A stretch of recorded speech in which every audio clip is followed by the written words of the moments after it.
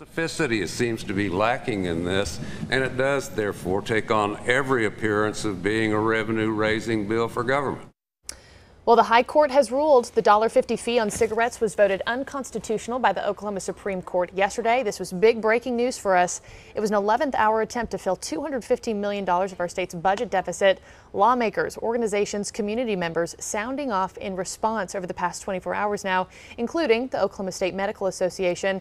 And this morning, we're joined by Dr. Kevin Taubman, who is president of OSMA. Thank you so much for being with us today, sir. This ruling came down about this exact same time yesterday morning, so you've had about 24 hours to think about this ruling and kind of stew on it. But I know you were disappointed by the final verdict. I think it's a fair statement. Understandably, the courts had to weigh out a judgment that would maintain the integrity of our constitutional bylaws and not only for what's happening now, but certainly for what they predict could happen in the future for other events that could come before them.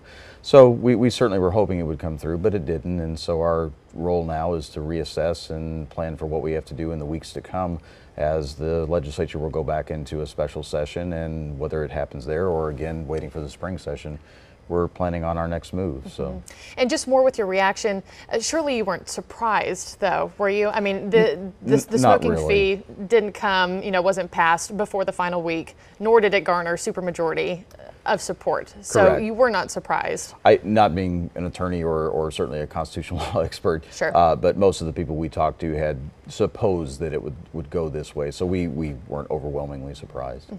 And we took to social media, asked our viewers what they thought of this, and a lot of people weren't surprised, and a lot of people actually shared this sentiment. So I'd like to get your response to one of our viewer questions here. If we could pop this up on the screen.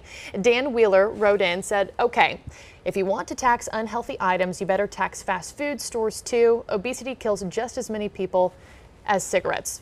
What's your response to Dan there?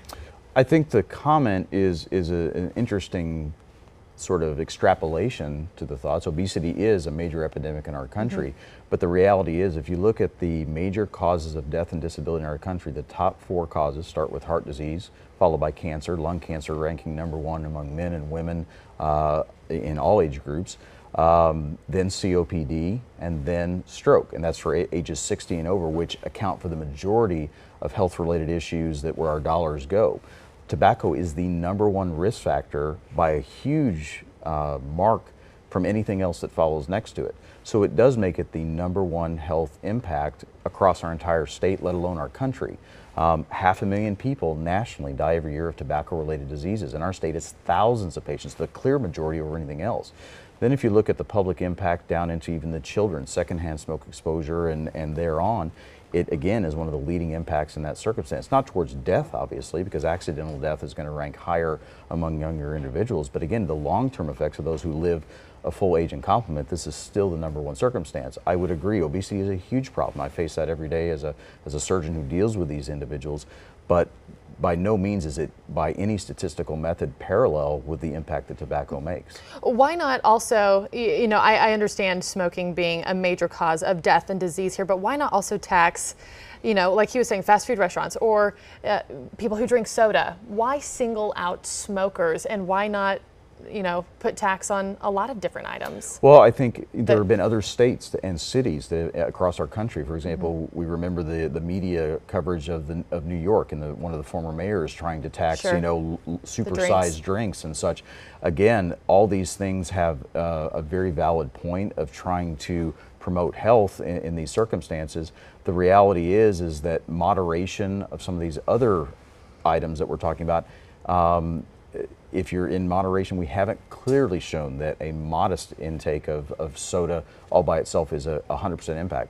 Smoking has no positive benefit in this circumstance. So from our standpoint, as we have worked on these issues with the legislature, it still remains one of our top priorities, but it's definitely a consideration to look at this as more data comes along. We just have so much information on tobacco for decades that it makes it a clear health policy issue that we have to address. That's what makes sense to you. Thank you for addressing that, by the way, because a lot of people had that same question. You also came out and said this, we hope a special session of the legislature will allow us to work with legislative leaders to pass a new measure that will save lives. So we're now talking about, the real possibility of heading into a special session, $30,000 a day for taxpayers. What is your vision for a new life-saving measure?